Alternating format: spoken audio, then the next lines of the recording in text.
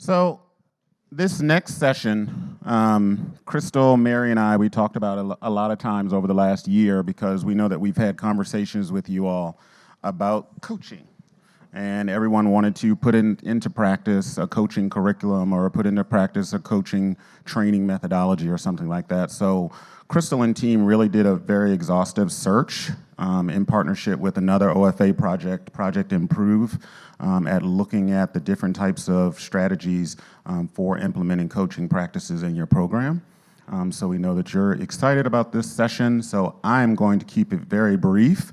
But I did want to remind a few things, that OFA will provide you with technical assistance on coaching, on supports, on training, but however, each one of these developers have developed their own trademarked product. Direct training on those activities, on the usage of those products, it will have to be negotiated with the actual developer themselves. We'll support you with building the bridge, how to get your workers ready for change and doing stuff like that. But teaching on one of them specifically, unfortunately, we won't be able to do through OFA dollars. Okay?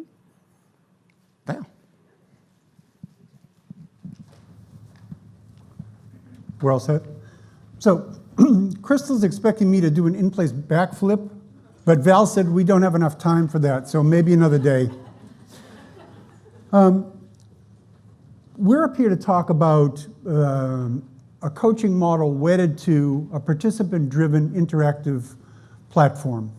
And the model itself dates back to when we developed our executive skills executive skills model a long time ago, back in the 90s. We realized fairly quickly that coaching was a way to facilitate the development of executive skills for people who had weak executive skills. The culmination of that has been the development of an executive skills-based coaching model that Nina will talk about in a little while regarding MDRC. The other part that we want to talk about is how pleased we are to have wedded this to an interactive, participant-driven platform that we think really answers one of the questions about sustainability over time. So just want to give you a brief background of how we came to where we are today with Essentials.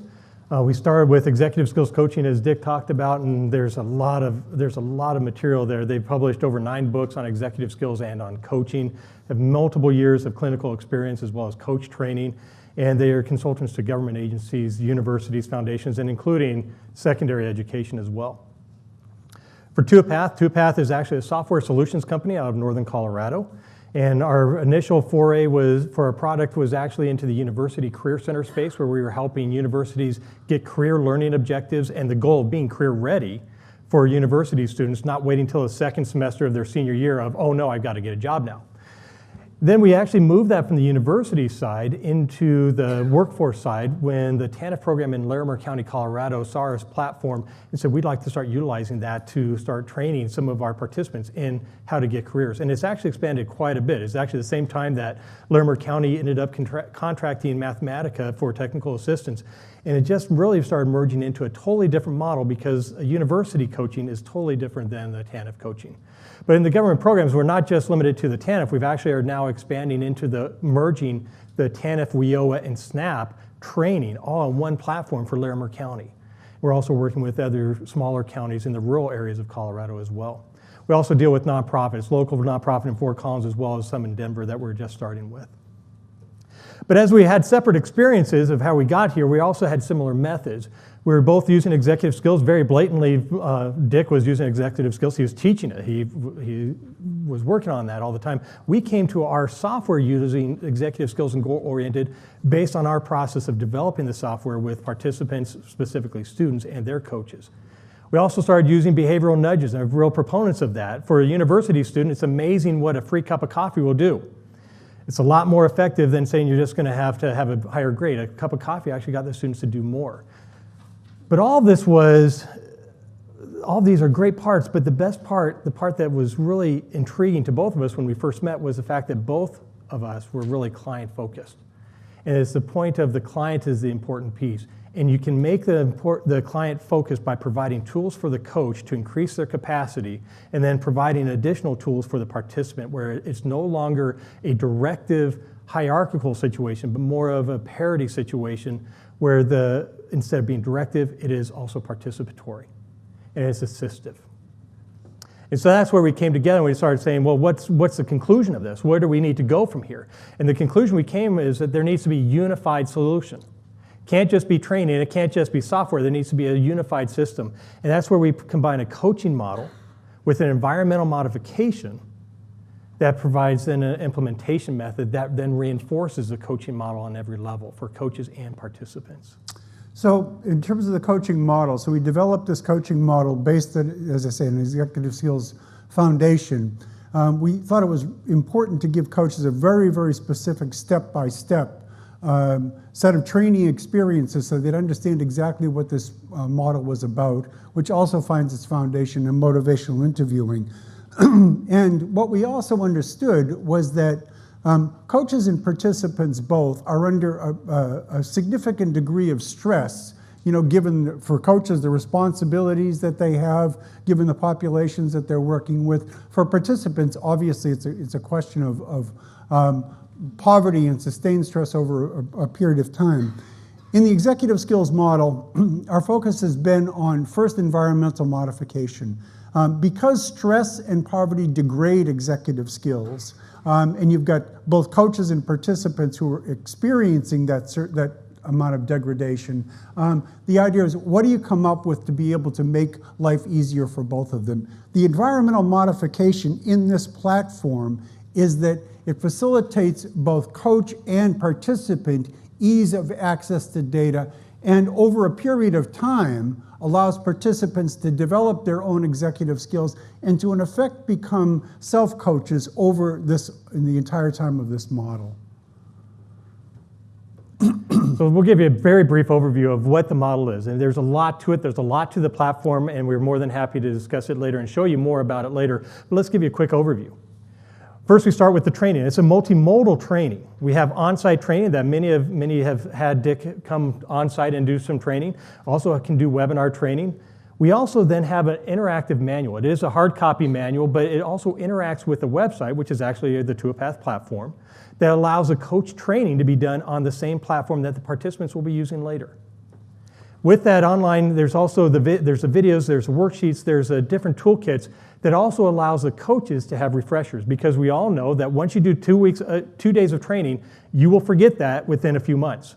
Not all of it, but you'll forget little parts, and then you'll come up with a situation that, oh, I know they mentioned something about this specific situation. What should I do here? Well, with the online training, you're able to go back and you can refresh yourself on that material and have updated material as it continually updates. With that, to follow through beyond that is also community forum and peer collaboration. And that is also being able to have access to subject expert like Dick quarterly, where you can answer questions that different coaches or different managers have, and it allows him to respond. So you continually have additional collaboration, and then just peer-to-peer coach collaboration. Now, with the tools to help make the model work are the assessments, and these are very vital. We've got 1 minute. And we have the getting to know you questionnaire. We have the executive skills profile. We also have a snapshot, which allows to help make the meetings go faster and more focused. You then have the environmental modification for participants and coaches. And the main one that we started with to give capacity was a monthly timesheet to record activity hours. Instead of a piece of paper that you end up having to find and not lose and bring into your coach the next month, you can do it online on your phone on a tablet. And that really saves the participant time and also gives you better data. But that same participant information is also now a coach model, and you'll see it's actually the same look and feel for the coach, where they can review the model, they can see the information, they can then approve it, and they can review it, and there's also a way to triage that. So and then after that, when you've opened up that capacity, then you can start doing the pathway, which is actually doing the actual action steps and goals and SMART goals to get to your success story. With all that, the solution coach training model is done on the same technology platform. Solution integrates repeatable assessments. The technology platform is 24/7, so your coach is no longer limited to office hours, neither is your participant. And all the assessments and data is now available for you to report on, and then start doing not only analytics, but predictive analytics as you go further on. And participants can access this remotely. So the child care and transportation basically come off the table as major impediments. Thank you very much. So Rachel Brooks from the Prosperity Agenda will join us next. We realize this is really speedy presentations, and just take those notes and you'll have lots of time to talk with these folks after lunch.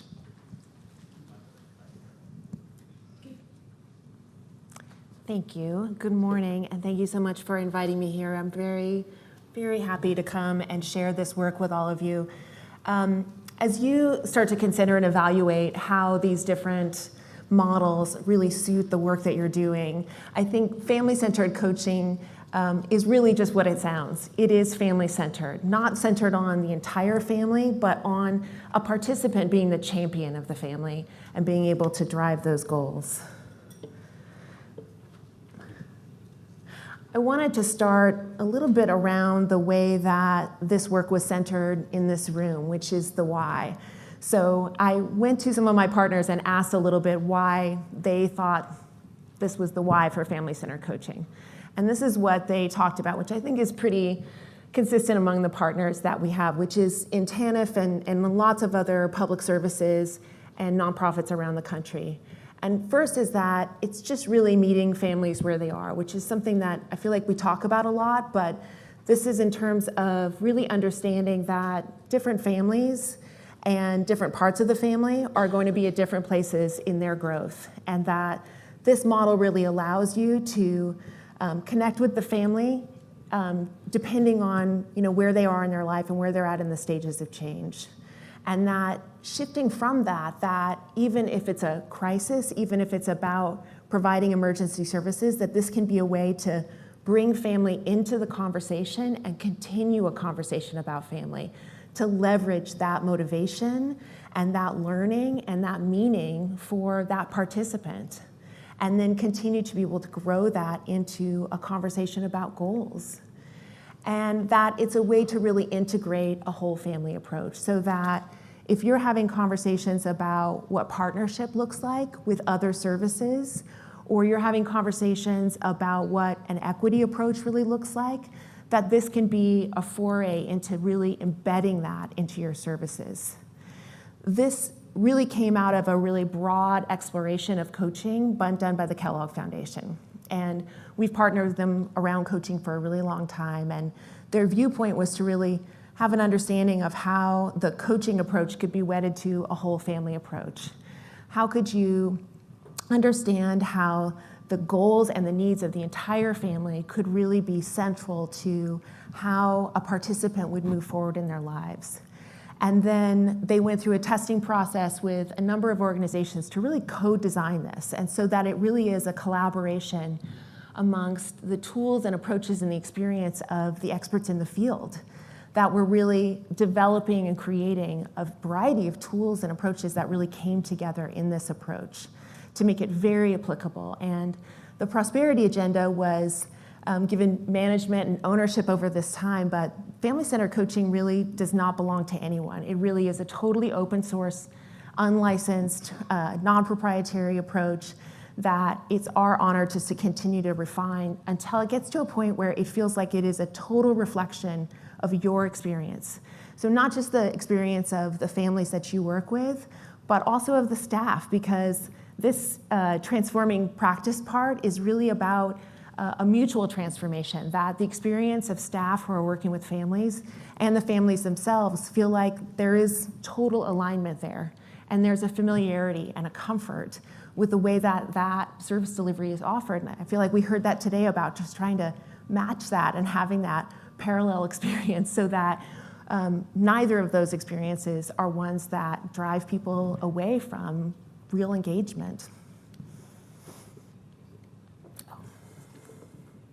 So the how, this is, like I said, it's family-centered. It's about family being the beginning and the end of the conversation, and that it's really built on that total belief that people are the experts in their own life, and that families need leadership. They need people to believe in them as the leaders of their own families and to know what's best for them. And this wheel of life, it's a very common tool in coaching. But this one really pulls the lens back to say that our lives are very complicated, and if you are leading a family, there is a lot that you are trying to manage, and that you might be interacting with a very particular program, and yet you may know that transportation or childcare or healthcare is really what will drive your success and the success of your whole family. And that can be the beginning of that conversation, even if workforce development or some other goal is the end goal that you may work towards, that's really the beginning of it. And that for staff, there is a real opportunity to look at bias as a way of managing self-care, to really have boundaries between you and the families that you're working with so that you can have a healthy approach to your interaction with families and really manage that and be able to know that you really bring incredible value to that conversation, and that's something that you can have guardrails around the way that you interact with people, and that it really integrates a lot of this incredible work that's happening in the field, some of which is actually present here today.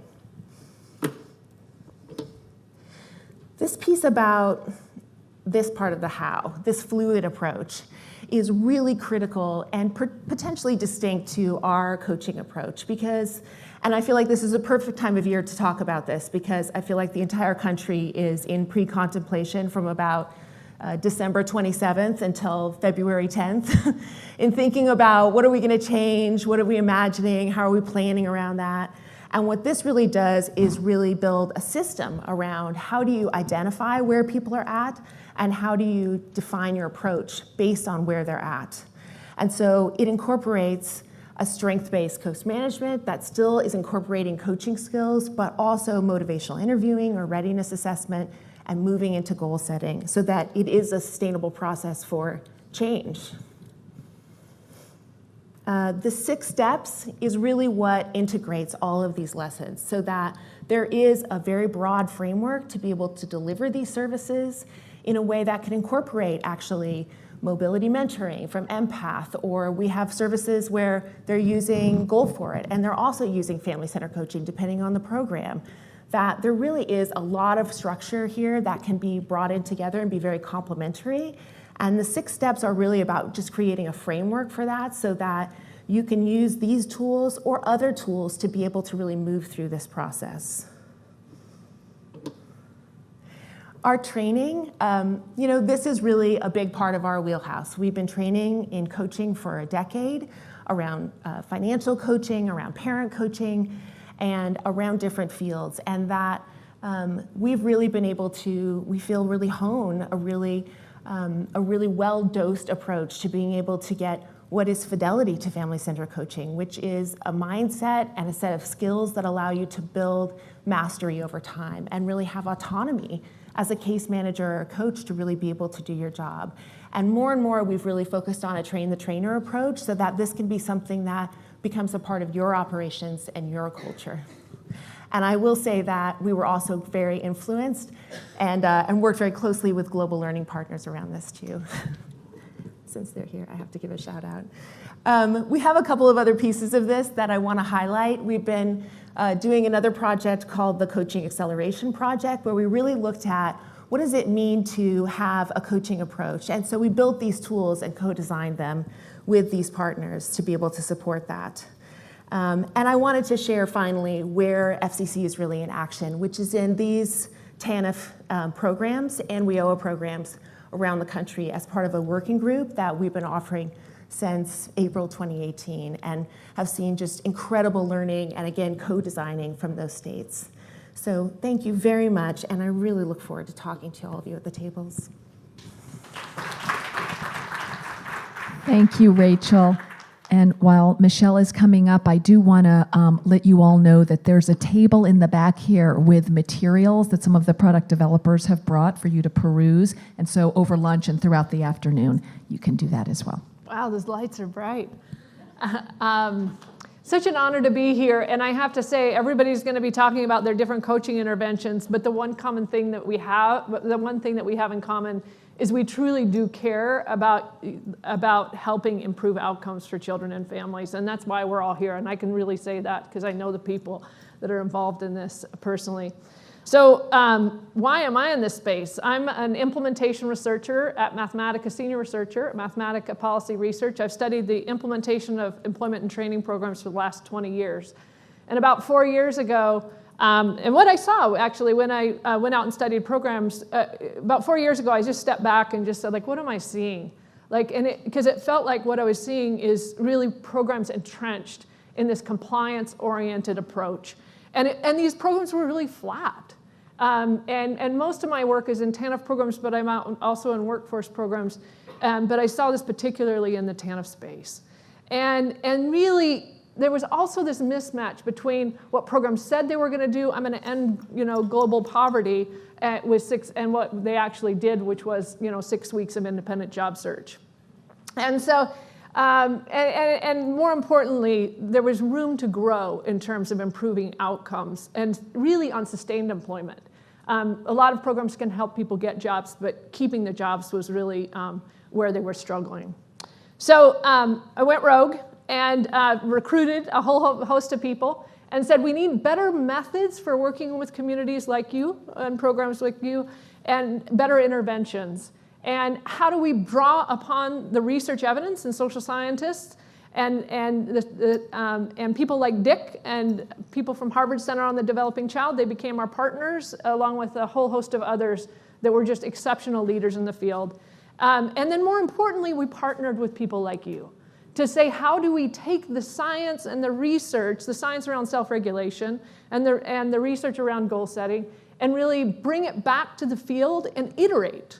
And really kind of in this rapid cycle kind of testing, really figure out how to make it work. I should also mention this, that we set out to say, we're working in the space in public agencies. And we have to start with the assumption that there's no new money and no policy change. So how can we do this? And again, we partnered with practitioners, we partnered with the science community, we used analytic research methods to try and iteratively test. And then we started, and this was partway through. We knew this going in, but we really knew it once we were in it. We have to look at all levels. We can't just look at the client-staff relationship. We have to look at the supervisors in terms of staff and staff development, program structure, culture, and then leadership as well. So we really paid attention, or continuing to pay attention, to all of those levels, and explicitly, not just giving it a nod, but explicitly designing interventions at those different levels. So the overall goal, and we really pulled from one of our partners is Harvard Center on the Developing Child. They're steeped in the literature around self-regulation. And what they said was, you can only what they said was, there's 3 strategies for really improving outcomes for children and families: reducing sources of stress, building strong relationships and cultivating strong relationships, and building core skills. So we use this as a framework, as a foundation, I should say, for Goal for It in the development of it. And I can talk about that in terms of not only the products and tools, but also the implementation of it. And I'm happy to answer more questions, but for the sake of time, I'll keep moving. So where did we land in terms of the model itself, the Goal for It kind of approach? Again, keeping in mind, we're trying to create responsive relationships, reduce sources of stress, and build core skills. We started with Mathematica, again, brought in from the research scientists, but also Mathematica was influenced by, we had the opportunity to conduct a study of the research on self-regulation. So in distilling that, we found that there's no common definitions of self-regulation, but we drew upon some of the work that Dick's done and some of the work from Phil Zalazzo. And what Phil Zalazzo describes in terms of executive functioning is problem representation, planning, execution, evaluation, error detection. Again, there's no common definition. This is the approach that he took. So what we did was use that as a framework and then talked about there's different ways in which you set goals, you plan, you do, and you review and revise, and how do you make that into a replicable process? And in doing that, drawing from some of the definitions that Dick has in self-regulation skills, in setting a good goal, you're drawing upon the skills of metacognition. In setting a good plan, you're drawing upon prioritization, time management. And so in working with customers in the day-to-day, it's a simple, replicable process that you're both drawing upon, modeling these skills, and building those skills over time so that the hope is that they'll have sustained employment well after your program. So it's really coaching people in a process that they can use themselves and their kids over the long haul. So in terms of the implementation, so this is the general framework. Again, we got into this place of looking at programs. Programs are often, it's really a linear process. Orientation, intake orientation, assessment, goal planning, and then languish in federally defined work activities forever, right? And so what we said is, this is more of a mindset. Where is that person right now, and what is it that they need help with? You'll notice that assessment is not up there. Because what we believe is that part of it is understanding that clients know what's best for them and asking them and giving them the space to answer that of what's best for them is part of that goal setting process. And then in the planning stage, and this is really important, so you're getting people to think about the future and what's possible for them, right? You're not starting with a conversation around, tell me all your problems, and I'll tell you how I'm not going to fix them, or I'm not going to be able to fix them. You're starting with the process for what is it that your life could look like, and what would you like to be different? And then you're saying, what is it that could get in your way? And what's the workaround? That's the first conversation around barriers. It's a technique called implementation intentions, and there's a robust evidence base behind it. It's just an example of how we've used the science and embedded it in to kind of everyday service delivery. So you'll see, it's, again, the framework itself has goal set, goal plan, goal do, goal review, and within that, the goal setting process that clients repeat over and over again is goal, plan, do, review, and revise as part of that. We have several tools. There's only 4 pages of, actually 4 tools. We don't emphasize tools because then they make tools compliance oriented. And so what we emphasize is a mindset, a philosophy, and the tools support the philosophy around that. So, and I could talk about each one of those. We're going to have time to be able to meet with you individually, so I'm happy to share some questions. What we found also is we thought, we just do goal for clients and staff working with clients. And then what we realized very quickly, as others have, we needed to have a goal for it for supervisors working with staff. So we have something called Goal for It Professional or Goal for It Pro, which is a process that mirrors it. It's really cool in that it maps out core competencies for staff in order to be able to implement Goal for It. We're also working on some a leadership piece around goal setting, as well as how do you create structure and culture, policies and procedures that align with kind of the practice model. So just to kind of, in sum, we're working in about 8 states, 36 communities. We went out really fast and went gung-ho, and then what we realized was we were getting ahead of our skis. So we pulled back, and we're really, really figuring out, again, I introduced myself as an implementation researcher. We're trying to figure out the implementation of it so it sticks and becomes part of culture. And so we're really, really going deeper into fewer communities and trying to figure that out in a really sustainable model. Again, no new money, no policy change in many of the communities, almost all of the communities that we're working in, and varying levels of caseloads. So that is a goal for it. Thanks, Michelle. So Deborah from Public Consulting Group is joining us now, and if you're following along with your notes, you have a place on page 14 to continue with those. It is very bright up here. So pardon me if I squint a little bit. Okay. Great. So I'm here to talk to you about our Human Services Coaching Framework, which it's really exciting to see some friends in the room, and I'm happy to meet some of you as we go forward. As we set the stage, I always like to use this quote from Carl Rogers. In my early professional years, I was asking the question, how can I treat or cure or change this person? Now I phrase the question this way: how can I provide a relationship which this person may use for his own personal growth? Right? That's really what we're talking about. We're talking about how can we shift the culture of TANF agencies from what the TANF agency needs from the client to what the client needs from the TANF agency, right? And so the coaching framework training that we have developed is built for TANF. It was built in partnership with TANF agencies, and we are a practitioner providing employment services in San Diego County, California. So we've designed this model and used it with our own staff. Our goal is to create a framework that is informed by research, adult learning, and executive function, and to focus on sustainability. Because training is great, but training for training's sake is not great. We want to make sure that we integrate supervisory skills and create more of a coaching culture within an agency so that it can really take hold and become part of an agency's DNA and culture. And we do a lot of work around sustainable change and how to make organizational change stick. And our coaching framework training is built with that in mind.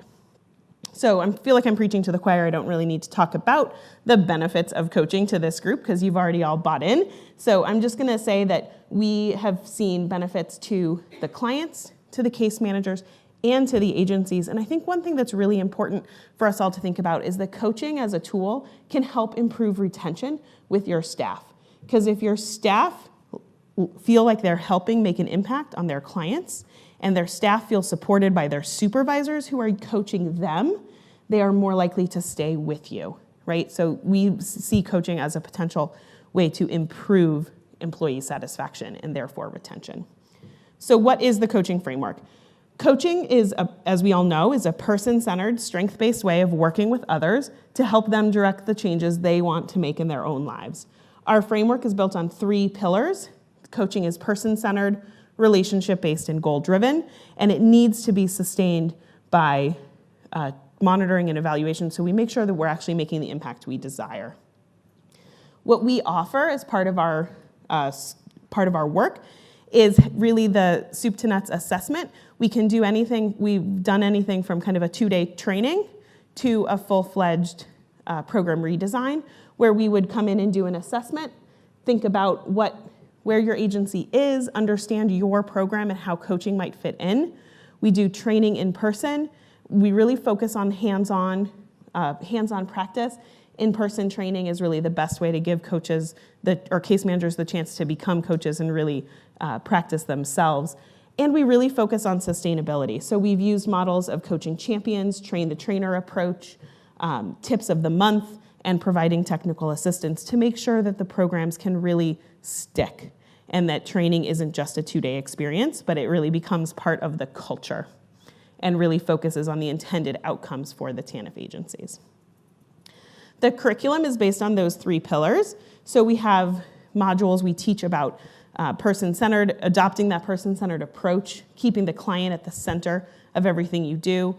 We focus a lot of time on emotional intelligence because case managers really need to understand how their personal stuff impacts their relationships with their clients. And case managers who are more emotionally intelligent of themselves and more self-aware can be better coaches. And what can really help that is having the case managers themselves be coached by their supervisors. So if agencies are able to implement the coaching framework kind of all the way through their organization, it can have better impact in that way. We focus a lot on goal-driven. Coaching is forward thinking, right? Coaching is about helping make a change.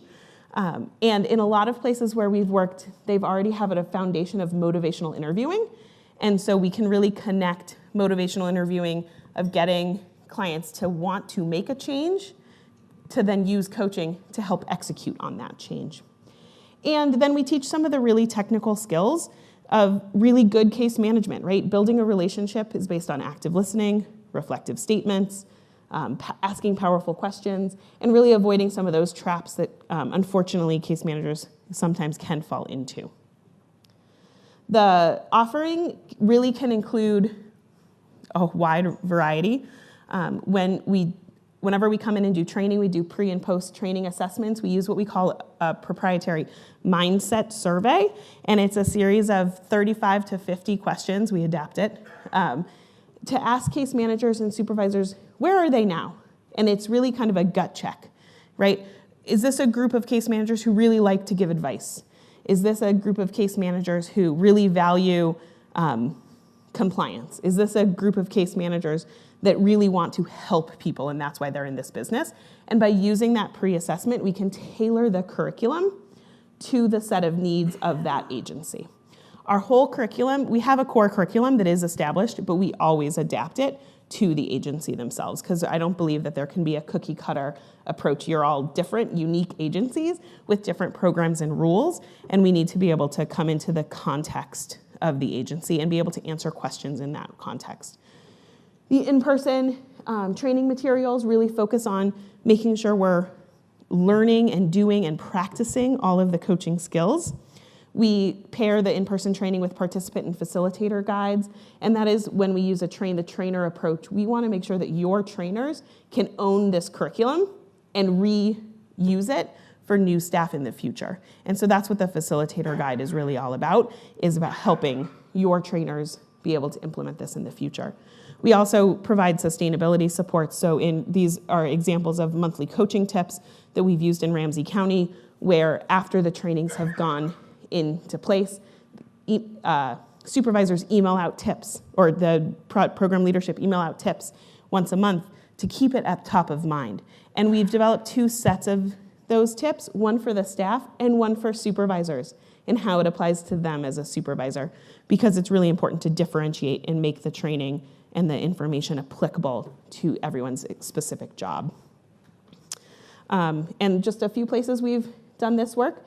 We're about to start a project in Hawaii where we're going to focus on supervisory skills leading into coaching work. And we do this with our own TANF clients in San Diego, where we are the employment services vendor. I look forward to speaking with all of you and talking to you about how you might be able to adapt this to your program. Thank you, Deb.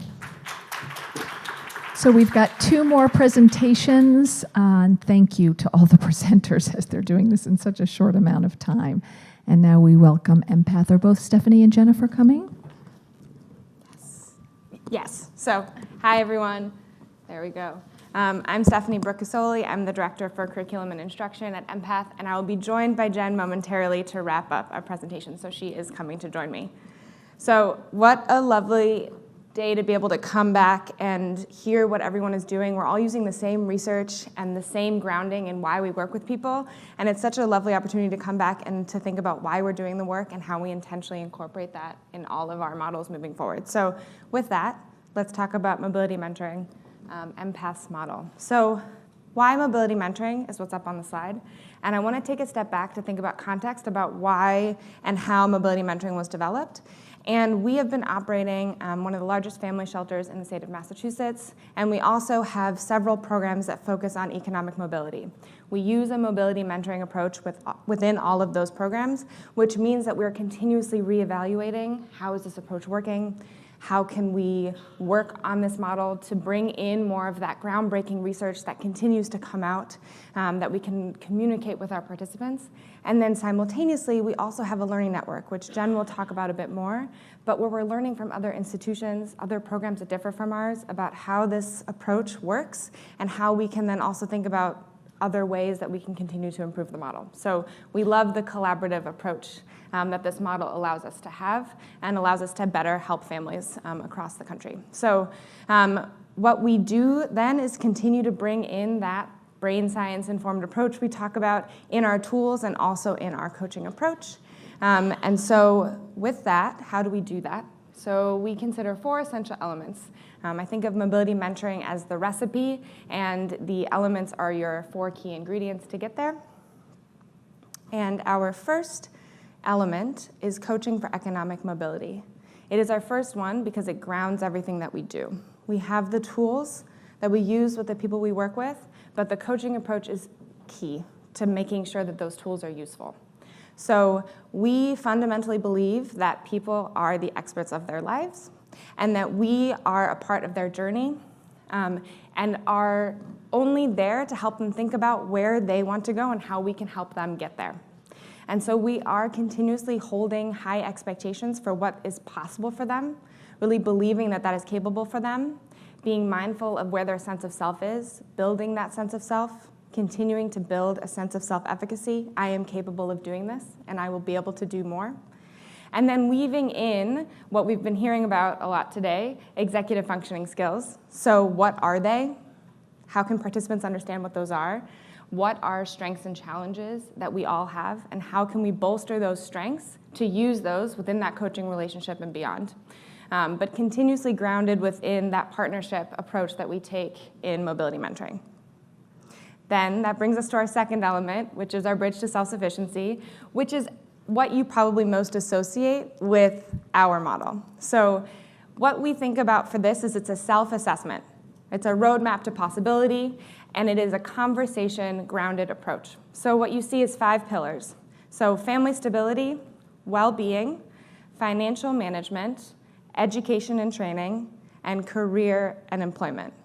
Switch those two, but employment and career.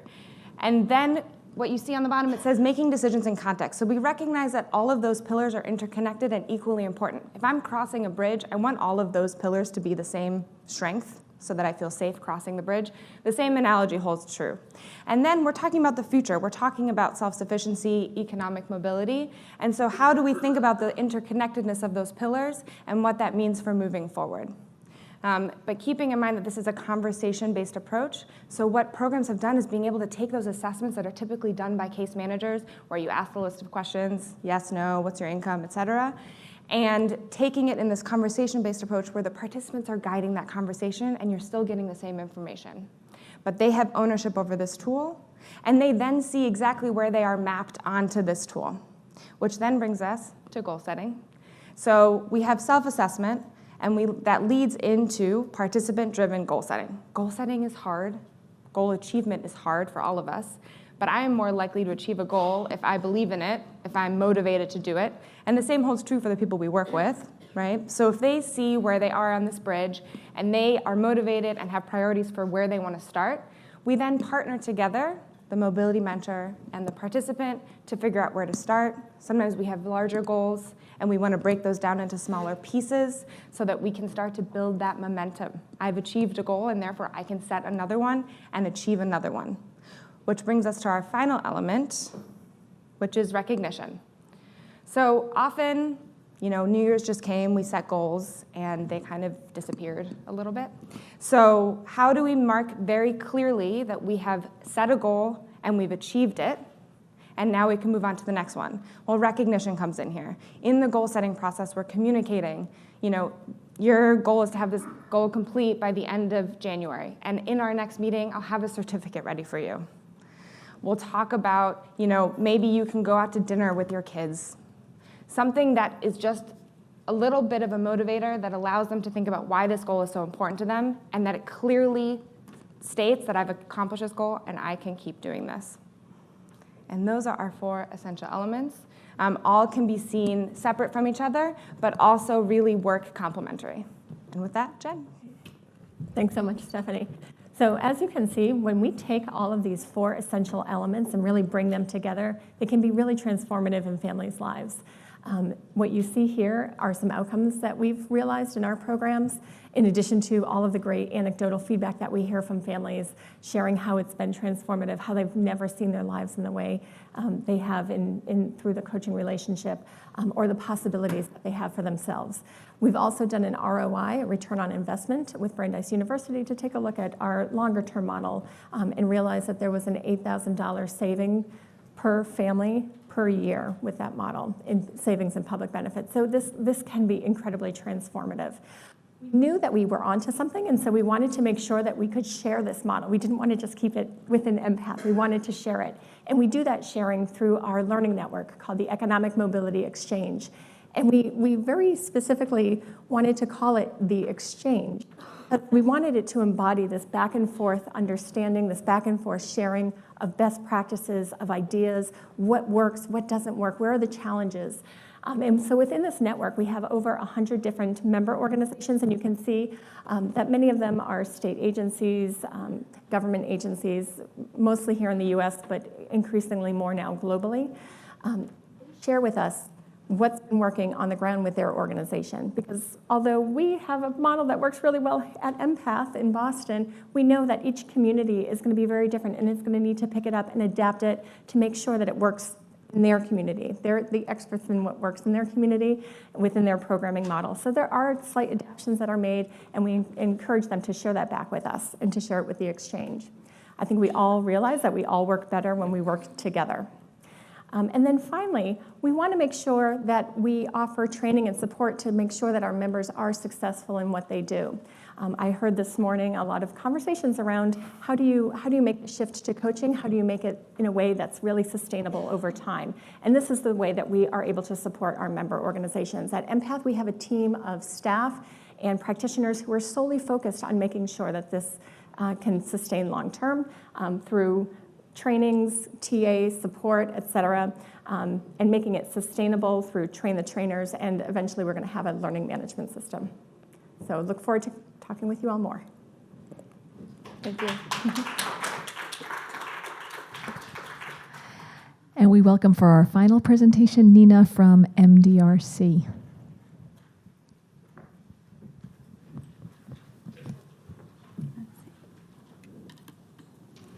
Hey, hi everyone. I just wanted to say thank you for inviting me here to talk to you about the My Goals program. The My Goals program was designed by MDRC in partnership with Dick Ware. And actually Dick Ware's executive skills-based coaching model is really at the heart of the My Goals program. My Goals was also inspired by Empath's mobility mentoring program. So there are a lot of connections here. So let me go for it. So My Goals is an employment coaching program that combines this executive skills-based coaching model with financial incentives that are linked to engagement in the coaching model and employment. It centers around goal setting, which is really highly individualized to individual participants' experiences and situations and goals. Right now it's being implemented in 2 public housing agencies in Baltimore and in Houston. It's being implemented as part of a research demonstration project, so we're also trying to understand how effective My Goals is in improving participants' economic mobility. And it's also now part of the broader HHS study being led by Mathematica that's evaluating 5 different coaching models. So My Goals is one of those sites.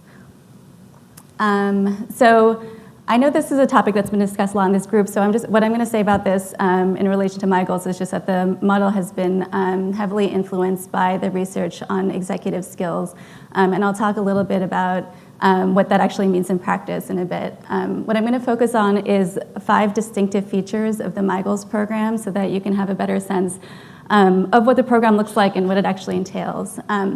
So the first is that My Goals, participants set goals across multiple domains, and coaches provide support across multiple domains. In My Goals, those 4 domains are employment and career management, financial management, education and training, and personal and family well-being. So the thinking is that, progress or issues in one domain can really affect progress in all the other domains. And in My Goals, coaches are actually trained to provide support in multiple domains. For example, My Goals partnered with the Maryland Cash Campaign, who trains coaches on working with participants on financial management topics like assets and credit and just daily money management. And My Goals also partnered with the Labor Market Information Services that provides local labor market information on occupations in the area that are in high demand. So another feature is that the coaching is non-directive and participant-led. The participant takes a lead in goal setting, and the coach is non-directive. And this stands a little bit in contrast to what we see in a lot of case management programs, where there's this dynamic that the case manager is really seen as the one who knows what's best for the client, and kind of steers our client to what they think is best. But this model really recognizes that in order for a goal to motivate someone and for them to stick with it even when things get tough, it's really important that that goal is chosen entirely by the person, by the participant. So the relationship between the participant and the coach is collaborative. The coach believes in the capacity of the participant. The coach honors the participant's autonomy and self-direction. The coach evokes rather than imparts. And if anyone here is familiar with motivational interviewing, which it sounds like a lot of you are, this is probably sounding a little bit familiar. And that's because a lot of these elements are drawn from the basic principles of motivational interviewing. My goals coaches are trained in motivational interviewing, and they fall back on motivational interviewing when the goal setting process stalls. The third feature is that the coaching process itself is highly structured. And what I mean by that is that in a lot of employment and self-sufficiency programs, the participants' experience in the program can be very idiosyncratic. It can depend a lot on how their case manager uses their discretion to implement a program. It can depend a lot on the case manager's own priorities and beliefs and preferences, and just their prior work experience. But what's different about my goals is that the coaching process follows a clearly defined set of steps, and there are clearly specified strategies for particular situations. So of course the content of the coaching sessions vary greatly because it's so specialized to everybody's own situation. But the process itself is highly structured. There's a coaching manual with a set of forms and guidance documents that really walk the coaches through the coaching process and just ensure that the model is being followed consistently. So the fourth feature is this focus on executive skills. So the model is based on the premise that it's important for participants to understand their own executive skills so they can set goals that align with those executive skills. They can leverage their strengths. They can take steps to address the weaknesses. In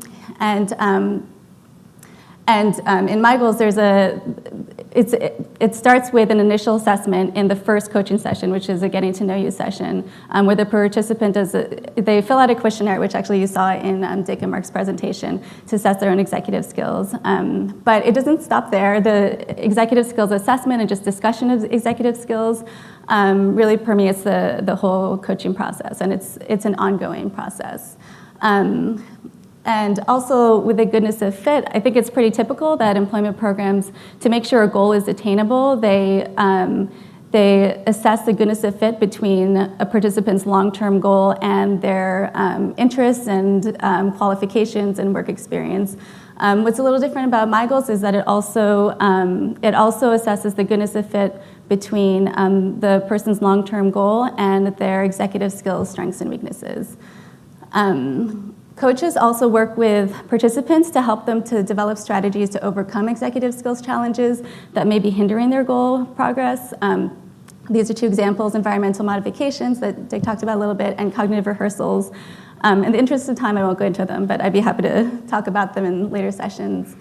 The fifth feature is financial incentives. So in my goals, coaching is supported by financial incentives that are tied to engagement in the coaching program and also employment, so starting a job, maintaining employment.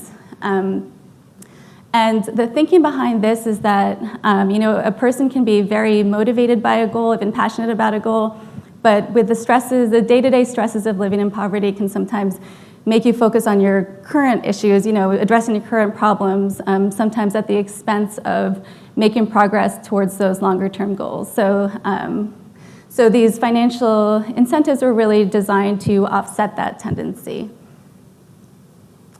So I'll say a little bit about what training looks like in my goals. There's a core training on the coaching model that involves in-person multi-day trainings. It also includes online motivational interviewing training. And then there's also ongoing training and professional development and support. And this includes the coaches have bi-monthly case conferences with Dick, and they bring specific cases to the discussion, and we've heard that has been very helpful. They started as conference calls, and they've moved more to one-on-one sessions. They also have regular meetings with the MD or CTA team. They have specialized and ongoing trainings on the local labor market and using the local labor market information, and specialty trainings on financial management topics that I mentioned. And we've recently also added supervisor observations of coaching sessions. Oh, So this is a list of tools and resources that the coaches have access to. And I'll just go through them quickly. The first is the participant manual, which is, there are copies on the table if you want to take a look at it, and it's what the coaches give participants when they first join the program. The coaching manual, which you can also take a look at. Additional guidance documents on the coaching process. These LMIS reports on local in-demand occupations, and they use an MIS for case notes and tracking goals and incentives. And the very last thing I'll say is that we're really excited to be launching a pilot with that's going to use the two-path online platform that Mark and Dick talks about in My Goals. So we're excited to be using this online platform that's kind of designed especially for the coaching model used in My Goals. And thank you very much.